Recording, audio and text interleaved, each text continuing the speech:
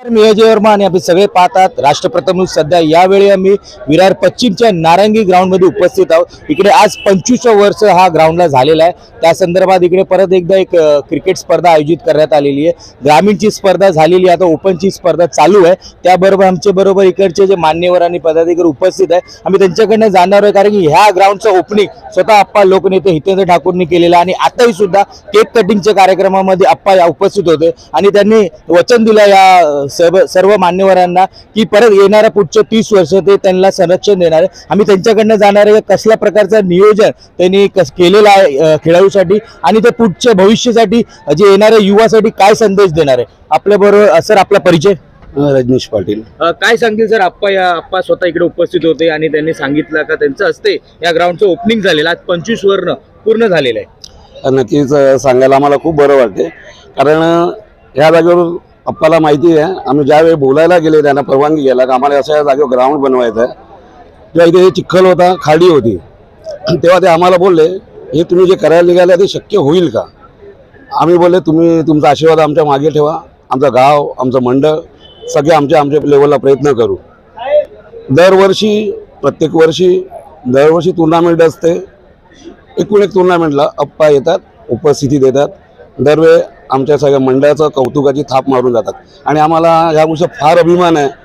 त्या 25 वर्ष झाला सातत्याने आम्हाला बरोबर ते कायमचे उभे आहेत आणि आज तुम्ही ऐकलंच असेल, आज आप्पा बोलले अजून पुढचे 25 वर्ष निघाले तरी मी इथे येणार आणि तुमच्या सदैव बरोबर राहणार। मोठी गोष्ट असते, आप्पाच्या हस्ते तुमचं ओपनिंग होतो आणि आप्पा स्वतः पुढचे 25 वर्षासाठी तुम्हाला एक परवानगी देतात की ते संरक्षण करणार। आणि या व्यासपीठावरती आज इकडचे जे मोठे रणजीचे मोठे प्लेयर पण उपस्थित होते आणि सेक्रेटरी मुंबई असोसिएशनचे स्वतः उपस्थित होते। काय सांगतील? आम्हाला अभिमानच वाटतोय, कारण ही जी वास्तू बनलेली आहे, आज आम्ही पाहतो खूप बाहेरून प्लेयर येतात, सगळ्या इथून तिथून ऑल ओव्हर इंडियामधून येऊन गेलेले आहेत, इथून जे टेनिस खेळतात, सीझन खेळतात, सगळ्यांनी येऊन आमच्या पाठीवर कौतुकाची थाप ठोकलेली आहे। काही तुम्ही जे उभं केलं आहे हे खूप छान केलं आहे। आणि याच्या अगोदर देखील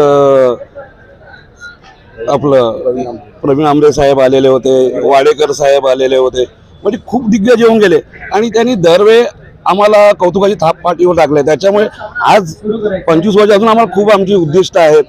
आज सकाळी पण शेठ लोक येऊन गेले, त्यांनी पण आम्हाला सांगितलं का तुम्ही असंच कार्य करत राहा, आम्ही सदैव तुमच्या बरोबर आहोत आणि त्याच्यामुळे आम्हाला आमच्यामध्ये आता हुरूप वाटतोय।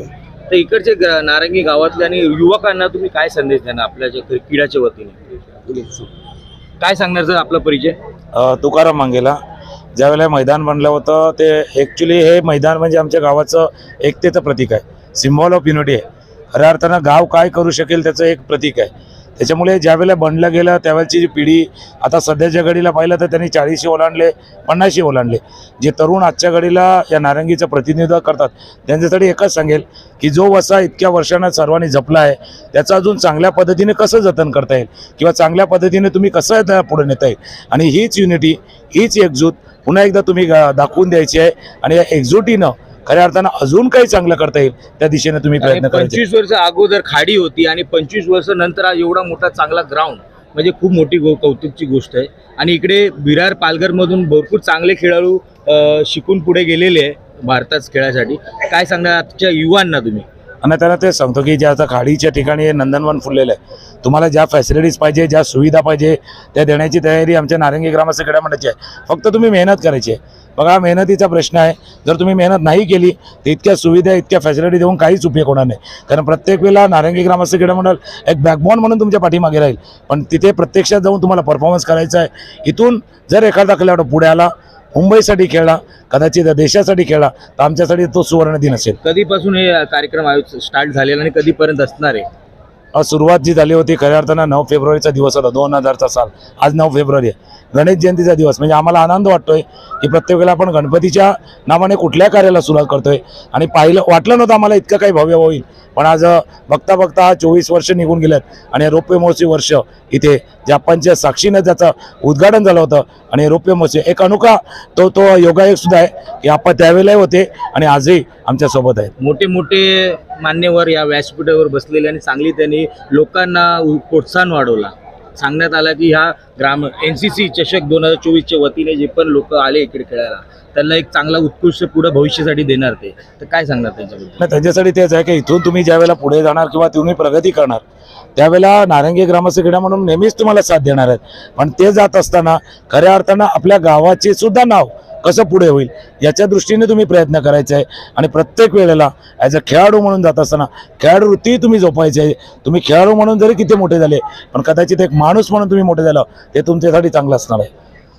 बघितलं कशा प्रकारे NCC चषक जे नारंगी ग्रामस्थ क्रीडा मंडळ यांचे सहकारी आणि पदाधिकाऱ्यांनी सांगितलं का जेवढं पण आप्पांचं जे हस्ते जे ओपनिंग झालेली आज 25 वर्ष त्यांनी केक कटिंग केलं आहे आणि चांगल्यापणाने ग्राउंड त्यांनी जपलेलं आहे. पुढच्या भविष्य येणाऱ्या 25 वर्ष सुद्धा आप्पा त्यांना साथ देणार आहे. कारण की आप्पा वसई विरारमध्ये जे लोकांसाठी नेहमी संगती असतात त्यांचं एकच ध्येय की त्यांच्यासाठी तो स्थानिक पहिला आहे आणि नंतर त्यांचे पदाधिकारी. कारण की आप्पा म्हणून आज 30 वर्षापासून या वसई विरारमध्ये राज करत आहे. आम्ही कॅमेरामॅन चंदन सोनिकेचा विरार.